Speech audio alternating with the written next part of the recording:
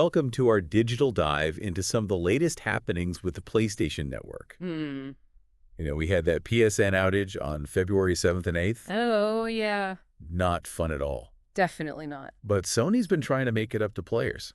It seems like it. So that's what we're going to be breaking down today. Okay. Their moves to kind of appease the players. Sounds good. We're talking a free multiplayer weekend for some, Okay. a $10 credit for others, and even a little something extra Oh, for the existing PS Plus subscribers. interesting. So Let's jump right in. Yep.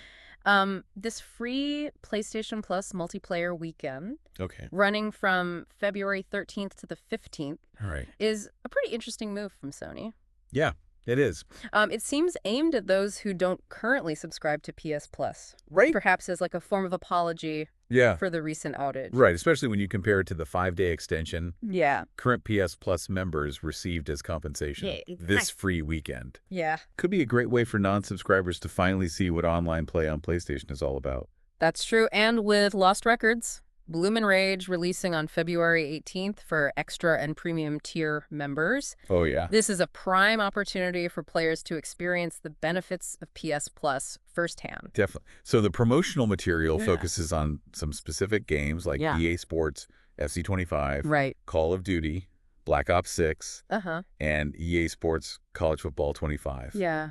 But you're not limited to just those, are Well, you? not at all. Okay. This free weekend applies to any game in your library that has online capabilities. Okay. So it's a great time to try out that online mode you've been curious about, or Yes. jump into a multiplayer match with friends. Awesome. Now, shifting gears to a different issue. Okay. Remember that Christmas Eve voucher fiasco? Oh, yeah. Back in December? Yeah. What a mess that was. December 24th, 2024. Wow. It was a system-wide error that prevented users from redeeming voucher codes across all PlayStation platforms. Oh, wow. Definitely not the holiday surprise anyone wanted. No, not at all. Not at all. And now it seems Sony's trying to make amends with cold, hard cash. Really? They're issuing $10 PlayStation Store credits to anyone affected by that Christmas Eve issue. That's right. And here's the kicker. Wow. Even if you didn't lose any actual money because of the error, What? you're still eligible for the credit. Wow. It's like a late holiday gift from Sony. So even if you tried to redeem a voucher on December 24th, Yes. you could still get this credit. You should check your email for a notification from Sony. Okay. And if you haven't received anything, definitely reach out to PlayStation support. So we've got the free multiplayer weekend for some, Yeah. the $10 credit for others, Yeah. and on top of that, existing PS Plus subscribers are also getting a 5-day extension to their memberships because of the February outage. Okay. So Sony's really pulling out all the stops here. It does seem like a concerted effort to smooth things over with the PlayStation community, but is it enough? That's a great question. Yeah. Especially when you look at the value of that 5-day PS Plus extension. Okay. PS Plus Essential costs $9.99 a month. Right. So a 5-day extension equates to like $1.66. Roughly, yes. Compared to that $10 voucher, Right. it does feel a bit underwhelming. It does. And it raises a bigger question about the value we place on online services, Yeah. especially with the gaming landscape becoming increasingly reliant on them. Yeah, for sure. Think about that Monster Hunter Wilds open beta test. Oh, yeah.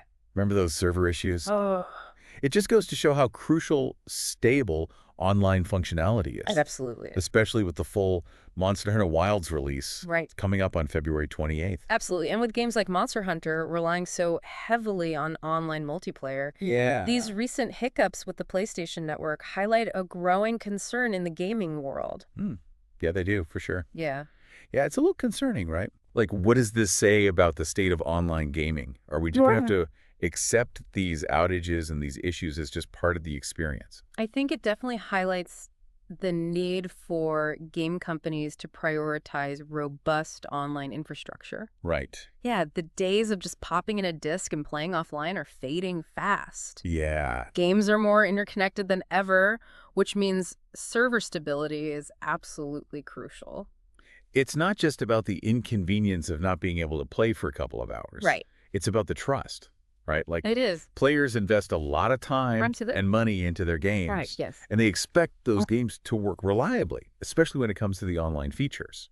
Exactly. These Outages erode that trust Yeah. and can lead to a sense of frustration and even alienation within the gaming community. Right. And it's especially problematic for players who rely on online gaming for social interaction or competitive play. Yeah. Imagine training for a tournament only to have your connection drop because of a server issue that's not just annoying.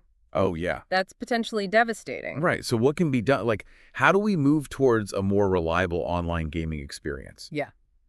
Is it just about game companies investing in better servers? That's certainly a big part of it. Platforms need to be prepared to handle the increasing demands Right. on gaming networks. Uh-huh. We're talking redundancy, scalability, the whole 9 yards. Okay. But it's not just about throwing money at the problem. So it's more complex than just upgrading hardware. What else needs to be considered? Software plays a critical role too.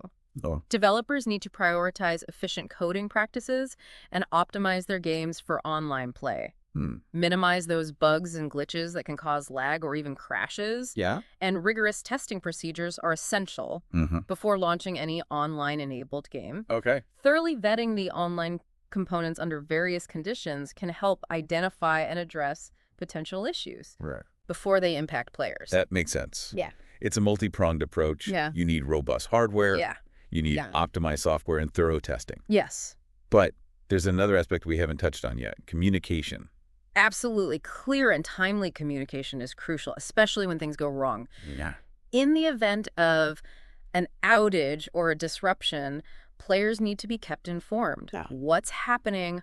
Why is it happening? Right. And what steps are being taken to fix it? Yeah.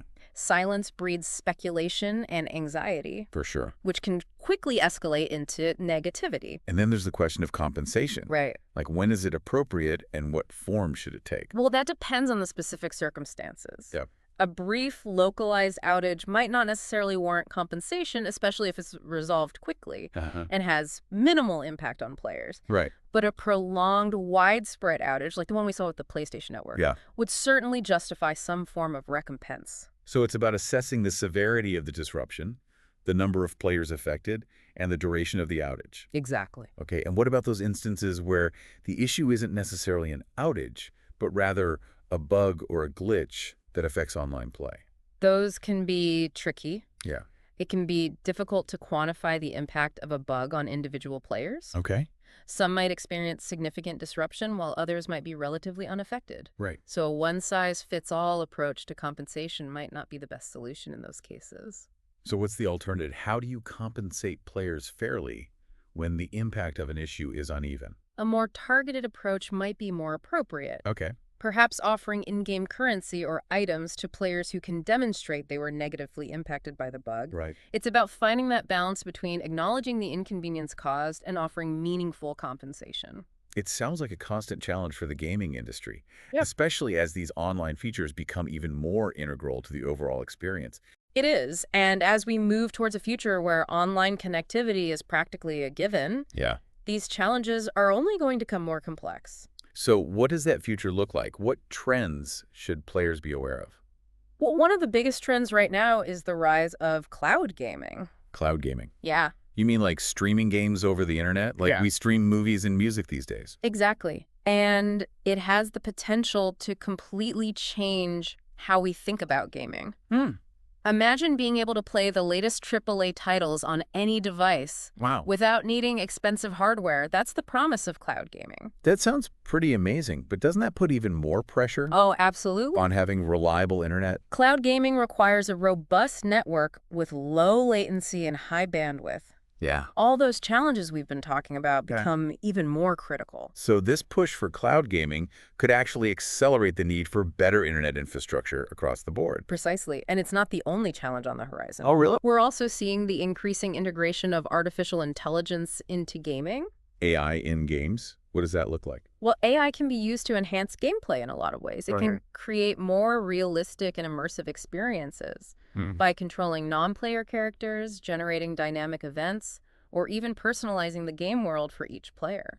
That sounds incredible, but I imagine there are some challenges with AI as well.